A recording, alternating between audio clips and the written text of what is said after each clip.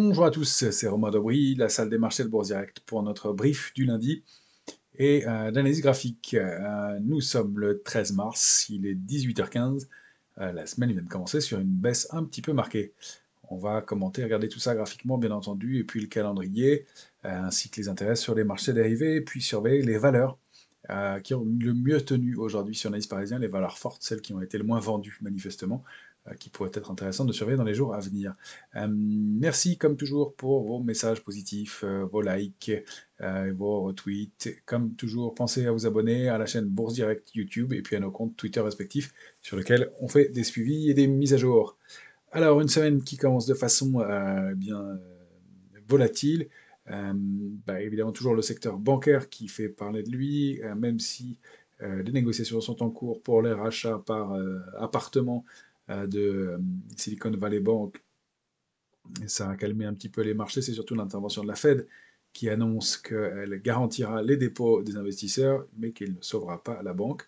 Il y a d'autres banques qui ont aussi chuté assez lourdement. Ça pénalise évidemment tout le secteur bancaire globalement. Ça bouscule aussi cette réaction de la Fed, le calendrier à venir sur les taux, puisque la Fed est en train de laisser filer l'inflation. Et donc là où on priceait à 80% une hausse des taux de 50 points de base annoncée le 22 mars prochain, eh bien, on n'y croit plus. Maintenant, c'est 0%, et le consensus table sur 25 points de base, et comme certains acteurs comme Goldman Sachs évoquent même la possibilité de 0%, c'est peut-être un peu excessif, mais en tout cas, ça remet en cause le scénario actuel. Alors d'un côté, ce paradoxe, et puis on a en même temps une semaine d'échéance sur les marchés dérivés, c'est une échéance trimestrielle donc importante, c'est une échéance des 4 sorcières qui se tiendra vendredi prochain. On le sait, ça accentue toujours les mouvements. Quand on rompt, quand on déborde des niveaux, eh bien, les arbitragistes qui ont des positions hedgées, des positions équilibrées entre options et futurs, doivent renforcer ou alléger les positions sur certains niveaux. Ça accentue les mouvements donc au débordement ou à la rupture de certains niveaux de support ou de résistance. C'est aussi une semaine de décalage horaire. Les indices américains ont changé d'heure, les États-Unis ont changé d'heure ce week-end, et donc les indices, par définition, aussi, leur horaire d'ouverture des indices aussi. Donc le Wall Street ouvre à 14h30 et clôturera à 21h, heure de Paris, pendant 15 jours, jusqu'à ce que nous changions d'heure à notre tour. Pour ce qui est des éléments à suivre, eh bien, évidemment, cette semaine, toujours des rendez-vous importants. Encore, demain, ce sera l'indice des prix à la consommation aux États-Unis. Donc, le chiffre de l'inflation, ça va être évidemment déterminant parce que c'est le dernier gros chiffre d'inflation avant la réunion de la Fed qui se tiendra donc les 21 et 22 mars prochains. Mercredi, on aura aussi la production industrielle en Chine à surveiller, les prix à la production et les ventes au détail aux États-Unis. Toujours deux marqueurs importants de l'inflation. Donc évidemment, ça va avoir une incidence aussi sur les marchés. Donc la volatilité n'est probablement pas terminée. Encore une fois, dans ce contexte d'échéance des marchés dérivés, ce qui rend les mouvements plus volatiles souvent. Et puis jeudi, réunion de la Banque Centrale Européenne et sa décision sur les taux. De quoi alimenter toujours des séances nerveuses. Et puis, vendredi, on terminera avec les chiffres de l'inflation en Europe et surtout l'échéance des 4 sorcières, différents contrats de futures et d'options qui clôturent au cours de la séance de vendredi prochain. Ça alimente souvent, ça peut alimenter des mouvements un peu plus excessifs. Alors, pour parler tout de suite des marchés dérivés, ce qui est intéressant de noter, c'est que on avait indiqué à l'échéance du mois de février, il n'y avait pas d'option de vente ouverte sur l'indice CAC 40 au-delà de 7400 points. Et encore très peu, sauf une grosse ligne d'options de put 8000, donc sur le prix d'exercice 8000. Mais en dehors de ça, au-delà de 7400, pas d'option de vente, pas de put ouvert. Donc comme si les opérateurs n'envisageaient pas qu'on déborde les 7400 points, et c'est ce qui a bien été une zone de résistance claire et un niveau qu'on n'a pas envisagé. Donc on avait déjà des éléments intéressants du côté de l'intérêt à l'échéance du mois de février, le 17 février dernier, et effectivement le niveau a servi d'obstacle important. Si on regarde l'intérêt sur les futurs, sur le CAC 40, il y a eu un petit peu de pression baissière ces derniers jours, mais pas énormément. On a que je ne vous dise pas de bêtises, sur le CAC 40, au cours des 3 dernières séances de baisse, 10% de hausse de la position ouverte, c'est relativement important. Ça reste assez canalisé sur un indice où l'intérêt est assez faible. Mais en revanche, c'est sur l'Eurostoxx où là, au cours des dernières séquences de baisse, on n'a pas eu de pression baissière puisque globalement, on a 2% de hausse de la position ouverte, 2,35, et aucun intérêt ouvert, très légèrement, si dans la baisse de 0,05% de l'Eurostoxx le 9 mars. Mais au cours de la séance de vendredi, alors qu'on a perdu 1,32%, c'est même 30 951 contrats qui ont été clôturés, donc 0,73% de la position ouverte qui a diminué sur l'Eurostoxx. Donc pas de pression baissière jusqu'à vendredi. Aujourd'hui, ça va être probablement un peu différent. Alors il y a deux choses.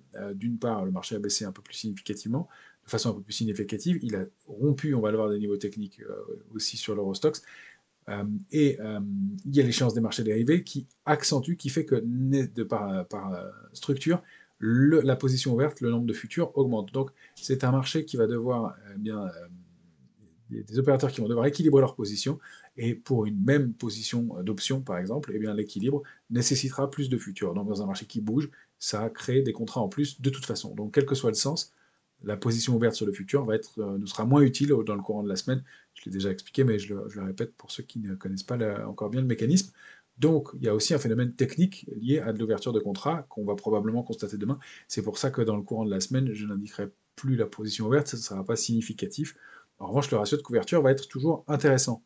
De ce côté, et sur les indices américains, en revanche, on a eu de la pression baissière. Alors là, plus de 7% de hausse du nombre de contrats futurs dans les deux dernières séances de baisse sur le S&P. Donc ça appuie un peu. Là, il y a un mouvement un petit peu différent. C'est un peu plus lourd, notamment 5% de hausse. Ça, c'est significatif, 5% sur le S&P au cours de la séance de baisse de vendredi dernier. Donc, un marché qui est un peu plus nerveux et un peu plus sujet à des risques d'accélérer à la baisse. On arrive vraiment sur des chemins clés, mais on y arrive de façon très canalisée. Le marché reste encore une fois solide. On va aller regarder ça très rapidement. Les commentaires que je voulais vous donner encore, c'est que on n'a pas de panique à ce stade du tout, ça reste technique, donc on l'indiquait avec des niveaux de support bien préservés et bien travaillés d'ailleurs. On a toujours de l'incertitude dans les marchés et c'est ce mécanisme-là hein, qu'il faut bien comprendre, euh, qui est de l'incertitude ou des choses moins lisibles sur les marchés, c'est le cas souvent, mais quand on arrive à l'entame de rendez-vous importants avec chiffre de l'inflation demain, Banque Centrale Européenne, séquence de Banque Centrale Européenne, donc jeudi, et la Fed mardi et mercredi en 8. Évidemment, ça pèse sur les indices, mais on voit que les indices américains qui avaient baissé nettement eh bien, en fin de semaine dernière se reprennent déjà assez significativement aujourd'hui. Il y a une divergence avec les indices européens qui est à noter du côté des indices européens qui ont plus baissé aujourd'hui. Déjà, les indices américains avaient continué à baisser après bourse, donc on rattrape un peu ce retard, si je puis dire. Et puis, on a rompu des niveaux techniques, on va l'avoir, pour aller chercher des cibles suivantes. Ça reste encore une fois assez canalisé. On note d'ailleurs que le Nasdaq est en hausse de façon relativement significative et que toutes les GAFAM sont elles aussi en hausse à l'instant. Donc, peut-être des points d'entrée pour certains opérateurs. De là à se précipiter sur le marché, sûrement pas. On va regarder des points d'entrée, on va regarder quelles sont les valeurs qui tiennent le mieux. C'est une zone d'intérêt, c'est certain, mais on va voir comment se comporte le marché. Est-ce qu'on va avoir diminution de la pression baissière, diminution des volumes dans la baisse? Il y en a eu au cours des séquences de baisse, donc ça c'est important. Structure de retournement éventuellement, parce que là ce sont des figures de retournement, des structures de retournement qui sont construites en plusieurs jours. Elles ne seront probablement pas invalidées instantanément. Et puis débordement de niveau technique surtout. C'est ça qui nous donnerait un feu vert pour être plus investi. C'est pour ça qu'on restait investi et couvert à la fois. C'est pour ça qu'on a allégé nos couvertures, touché certaines cibles aussi. Reste que dans ce contexte-là, bien toujours un arbitrage, et on va le voir avec de l'or et de l'argent, c'est toujours assez intéressant. Ça a mieux fonctionné que par le passé et les quelques mois, et voire années qu'on a connues précédemment, puisque même au cours de la crise Covid, l'or et l'argent avaient moins servi d'amortisseur. On va voir que des signaux graphiques intéressants sont mis en place et qu'on a pu les exploiter. Alors, on va passer au graphique. Comme toujours, on va commencer par le S&P 500 en hebdomadaire.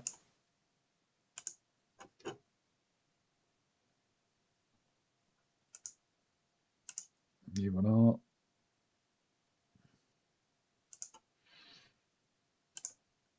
Le S&P est arrivé sur des niveaux extrêmement techniques. Pardon, ça vous intéresse moins.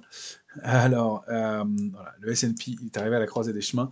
Je dézoome, on a regardé ce graphique-là plusieurs fois ensemble, mais pour ceux qui ne l'auraient pas vu, un S&P qui donc est arrivé sur la borne basse du canal haussier qui est actif depuis 2020 et qui a été testé donc, en octobre dernier. On revient sur ce niveau-là, c'est vraiment le niveau à ne pas enfoncer. 3810 points, on l'a testé je crois au point près aujourd'hui encore une fois, ce niveau de support. Plus bas 3808,86. Vous voyez que ça reste technique, ça reste précis, ce sont des niveaux bien identifiés par le marché. Zoom un peu en hebdomadaire, on a toujours, je le mets en plus clair maintenant, notre oblique baissière, donc bleu clair, qui était active tout 2022, qu'on avait débordé avec du volume, et puis cet échec à plusieurs reprises, signe de fragilité, et l'accélération baissière qui s'est produite assez nettement la semaine dernière, avec des volumes, il faut le dire, qui ont été plus soutenus. Et puis là, on arrive donc à cette croisée des chemins, au croisement de ces deux, à l'intersection de ces deux obliques. Ces obliques, c'est pour ça que je vous dis qu'on n'aime pas trop les travailler, parce que ça donne souvent des faux signaux, on s'appuie dessus, on les déborde. C'est moins pratique éventuellement pour des petits signaux d'intraday, mais c'est plus sur des horizontales qu'on travaille correctement. Les supports et résistances vont être plus significatifs. Alors déjà, on est repassé un temps à l'intérieur de ce gap, et on y est encore, ce fameux gap baissier hebdomadaire du mois de juin dernier, qui est notre borne basse, notre zone d'alerte. Donc il faut le dire, on est à la croisée des chemins, il y a quelque chose d'important qui se joue ici. Est-ce que les marchés vont accélérer ou pas? Alors, on a une structure en biseau, si on zoome en journalier sur le S&P, et une réaction qui s'est faite précisément sur ce niveau de support. On a réaccéléré un petit peu depuis, toujours pas mal d'hésitation, encore une fois dans un contexte d'incertitude, incertitude quant à l'évolution du secteur bancaire, ça semble un peu circonscrit dans l'immédiat, mais il y a encore quelques fortes baisses, hein, une banque qui perd encore plus de 65% aujourd'hui, j'ai oublié son nom, vous m'excuserez à l'instant, et un indice qui tente de rebondir, mais c'est quand même assez mitigé à l'heure qu'il est, sous cette oblique, et donc ça ce sont vraiment des niveaux importants à travailler. Il y a quand même, encore une fois, réaction sur le niveau de support, et puis cette structure peut-être en biseau qui est en train de se former, alors avec, on l'a bien noté ici, 3 points, un point là, 2, et l'ouverture du jour qui s'est faite ici, avec un petit passage en dessous pour aller tester le support. Et pour l'instant, on est à l'intérieur de cette structure. Alors si on arrive à déborder et à repasser au-dessus de 3933,20, 3956,50, on pourrait donc réaccélérer. Demain, ça se jouera un petit peu plus bas pour la séance de mardi 14 mars, à partir de 3919 et le débordement, l'éventuel débordement de 3919, qui est un niveau d'ailleurs intermédiaire qu'on va pouvoir indiquer. Il est important, on le voit ici.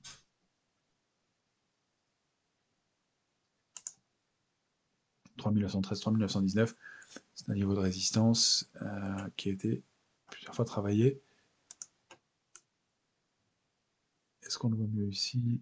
Ouais, ce sera plus propre ici. Voilà, 3918,5, niveau donc, qui a été identifié par les opérateurs, qui va être donc notre niveau de réactivation haussière intraday. On va repasser au-delà de 933 et 956 pour considérer une réactivation haussière à court terme. Pardon, la journée a été sportive. En revanche, on a toujours cette structure à surveiller aussi, et donc cette éventuelle épaule, tête, épaule, puisqu'on a baissé et accéléré dans cette épaule avec du volume. Si on rompt ce niveau-là, c'est l'alerte de moyen terme qui est rompue, et on pourrait même considérer que c'est l'alerte de long terme aussi.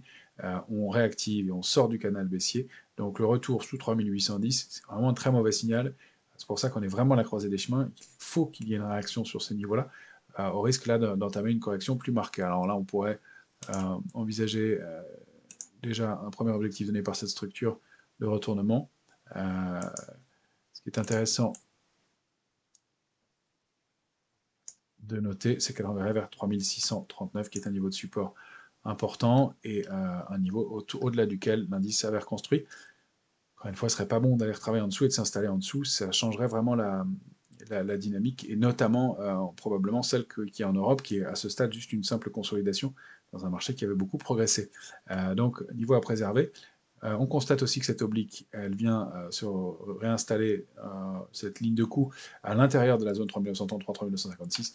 Donc c'est vraiment le niveau à déborder pour envisager une réactivation haussière et quelque chose de plus positif pour les heures qui viennent.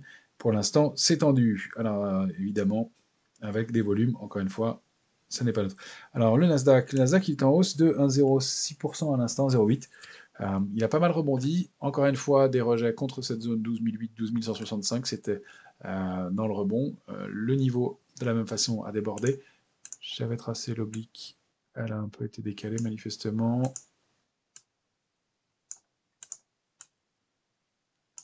Voilà, on a quasiment un alignement parfait. On voit bien avec les 3 points ici. En bas, en haut, on les cherche un peu encore. Il y a cette oblique-là qui fonctionne. On avait une parallèle qui se met bien en place quand on regarde en hebdomadaire sur le Nasdaq. Voilà, mes points ici, 1, 2, 3 points en hebdomadaire. Donc un marché qui reste technique, encore une fois, qui préserve un niveau de support majeur, qui préserve le support. Alors, on a réintégré le gap, mais on est repassé au-dessus, le gap du 6 au 13 juin, de la semaine du 6 au 13 juin, donc ouvert le 13 juin au matin. On a mis un pied dedans en fin de semaine dernière. Aujourd'hui, on a ouvert à l'intérieur, et même pile sur le pied du gap, et on réactive tout doucement quelque chose pour l'instant, alors qu'il est. Il est 18h30 maintenant, et les marchés américains fermeront, clôtureront aujourd'hui à 21h heure de Paris. Euh, on donc repasse au-delà de ce niveau de support intermédiaire de 1860. On n'arrive pas à déborder, donc c'est 12 008, 12 165 qui va être la grosse zone de résistance. Au-delà de ça, on aurait des éléments plus haussiers. Et puis notre oblique ensuite qui sera importante à franchir au-delà de 12 350 plus bas. Donc pour demain, on va le voir en journalier. Notre oblique qui se situe, donc celle d'intraday ici et celle de court terme qui situerait au-delà de 12 356, des niveaux de résistance proches de 12 370. Voilà, pour quelque chose de plus solide. Pour l'instant, encore une fois, la baisse se fait de façon assez canalisée, assez propre. Il n'y a pas de panique ou de sell-off, même si les mouvements de baisse sont marqués. On constate aussi que ce sont des niveaux de retracement de Fibonacci qui sont restés ici. Ça reste, et ça confirme cette notion, cet élément technique. Du côté de la volatilité, on a eu des pics. Elle a mis un pied, cette volatilité, en zone d'alerte forte. Elle est en alerte à la volatilité. On avait détecté éventuellement une structure de retournement. Pardon, je supprime mes gaps à chaque fois. Et j'oublie d'enregistrer. On avait détecté une structure de retournement possible. Alors c'est toujours plus délicat à travailler. La cible a probablement été atteinte. Le retournement en épaule, tête-épaule inversée. On constate que eh bien, même sur la volatilité, l'analyse graphique fonctionne bien. On a été testé, un peu débordé ce niveau de résistance, et c'était la cible du pic de volatilité qu'on envisageait dans le contexte. Donc avec ce niveau, retour en niveau d'alerte au-delà de 21,50, accélération haussière, ce gap qui a été comblé, et puis on est allé chercher la cible, la duplication de cette structure de retournement en épaule, tête, épaule inversée, accélération haussière, et la cible ici, ce sera d'ailleurs, pour mémoire, on va dupliquer, ce sera un niveau de résistance probablement intéressant à surveiller dans les jours ou dans les semaines qui viennent. Donc voilà pour le VIX, donc qui repasse en zone d'alerte, toujours, évidemment, dans ce contexte, et sans que, pour l'instant, il n'y ait d'éléments de décrochage trop marqués. On va retester aussi cette oblique qu'on avait testé plusieurs fois depuis plusieurs mois, et qui avait été bien identifié par les opérateurs, sur laquelle on avait fait des pullbacks avant de rebaisser. Donc, cible touchée, peut-être qu'on est à la fin de ce mouvement de stress sur les indices. Encore une fois, c'est les éléments de demain qui vont jouer. Et après-demain, au niveau concernant les chiffres de l'inflation, qui vont probablement entériner les scénarios pour les jours à venir du côté de la Fed, et puis au-delà du côté technique, bien entendu, lié à l'échéance des marchés dérivés. On va regarder les indices européens, bien sûr l'Eurostoxx.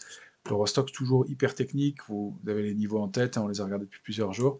Vous vous souvenez que j'évoquais avec vous l'idée que la base de l'analyse technique sont les prix, et que quand les prix commencent à s'arrondir comme ça, il faut être méfiant.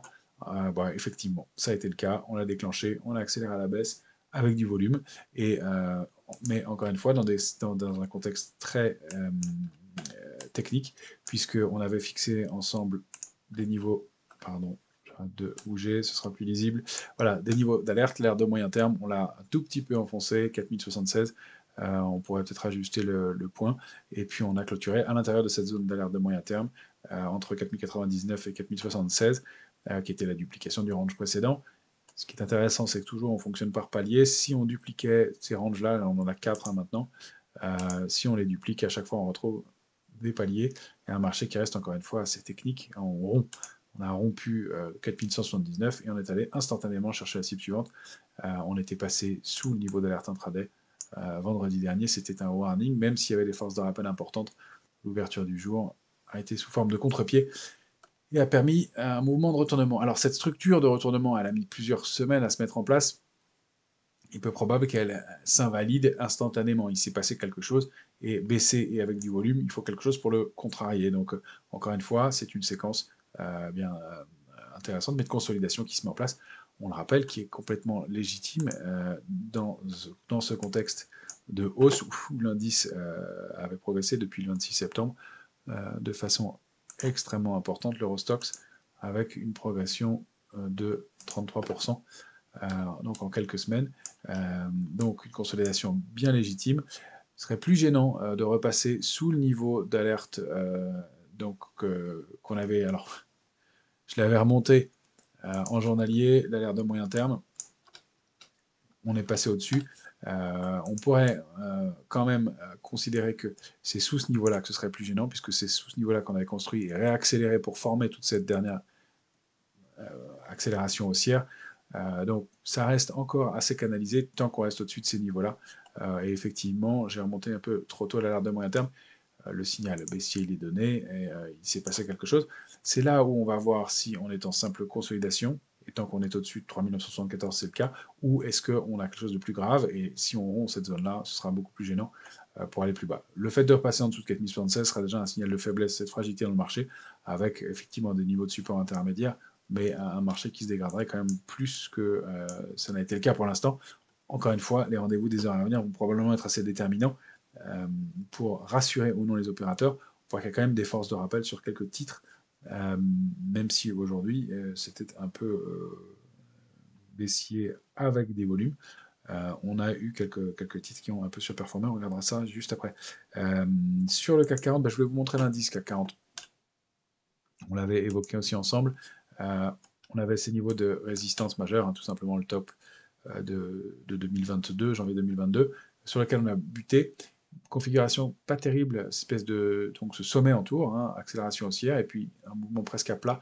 C'est encore plus flagrant sur le futur CAC 40. Tentative de débordement de 7372.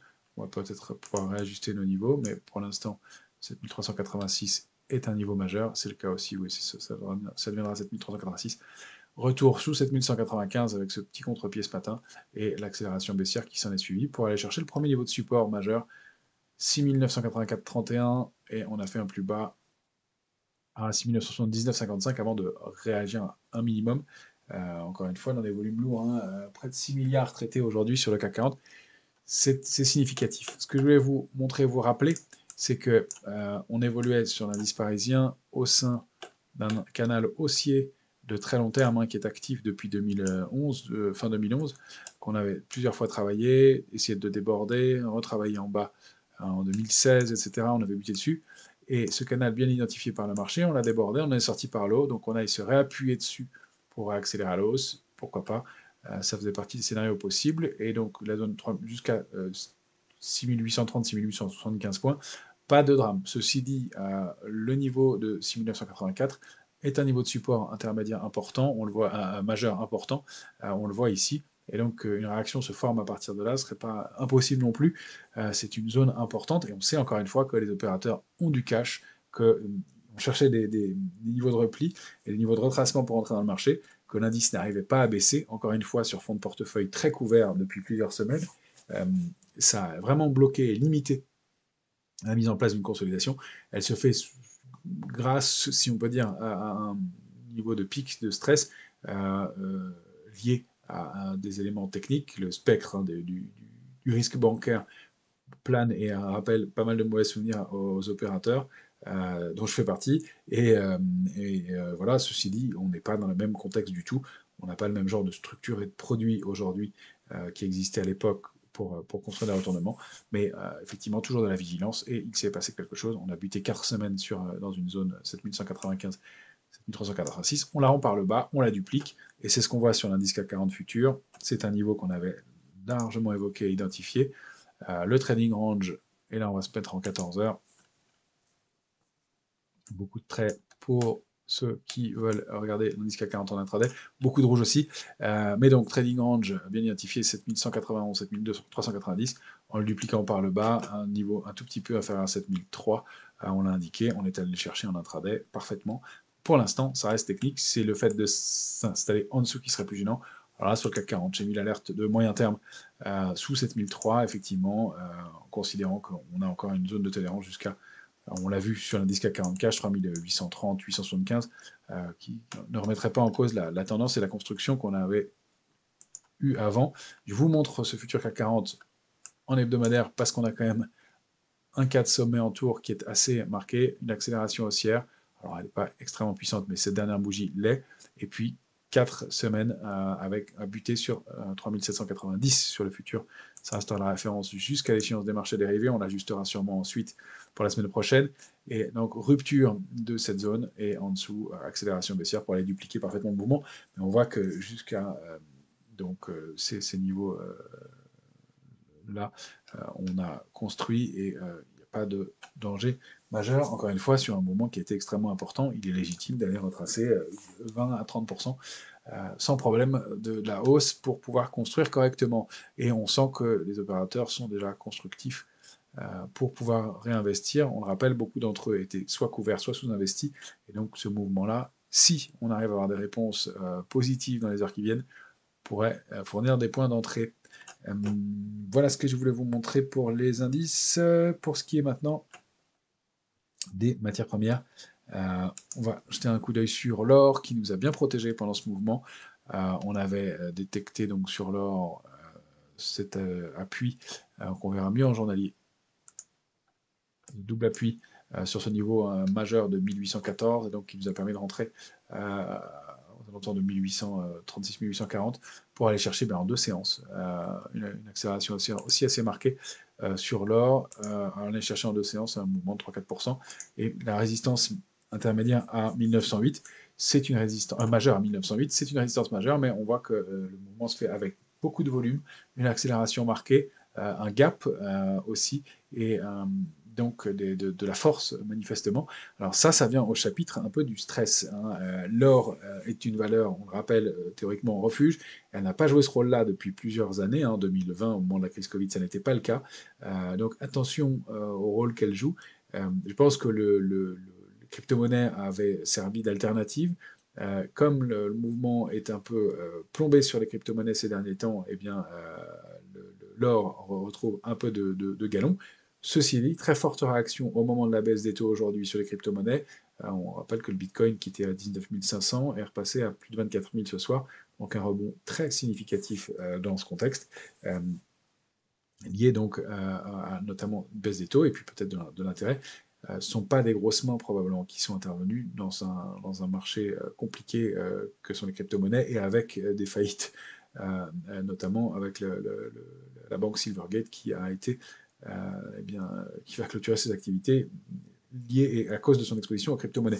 Donc pour dire que l'or retrouve ses couleurs de valeur refuge, que c'est un actif qui, cette fois-ci, nous protège, et c'était une de nos allocations importantes, donc c'est intéressant. On arrive sur ce niveau de résistance qui était important, mais qui est la médiane d'un grand trading range, 1688-2070.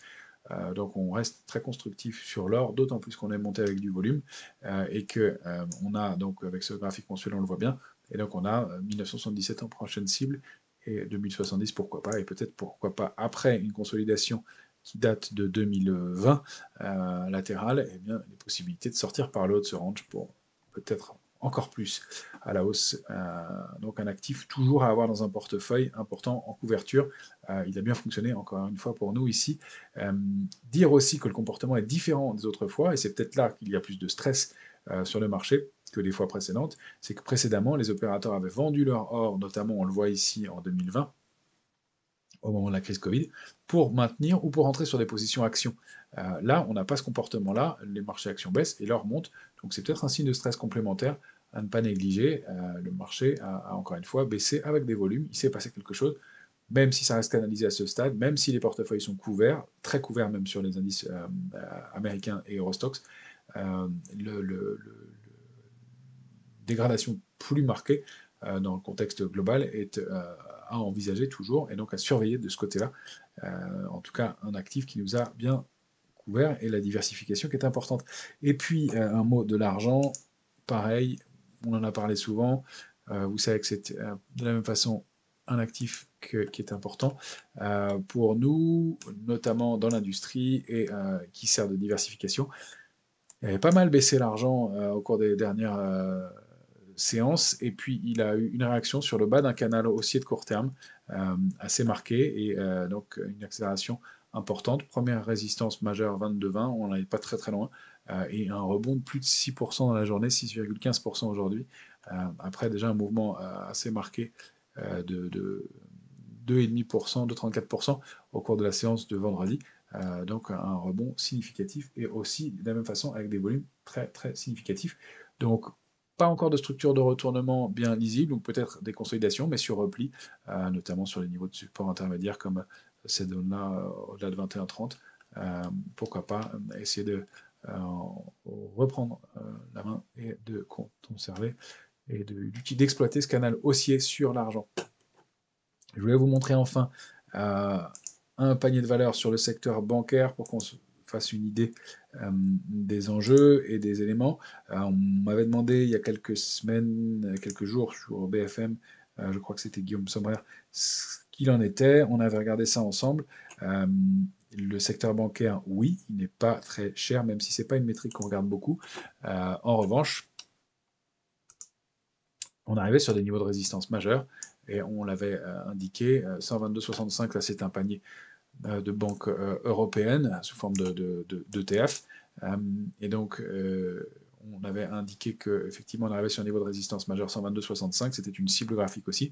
On a formé un avalement baissier, hein, la bougie de la semaine dernière a englobé la bougie de la semaine précédente, c'est toujours un signal pas terrible, alors sur fond de news encore mieux, et évidemment il y a des dégagements sur des valeurs, sur le secteur avec des volumes importants, 3 ou 4 fois supérieurs à la moyenne, donc un secteur mais qui avait, il faut le rappeler, énormément progressé, 170% de mémoire depuis le mois de mai dernier, voilà, 173% entre les points bas de mars, mars à mai dernier, donc en un an.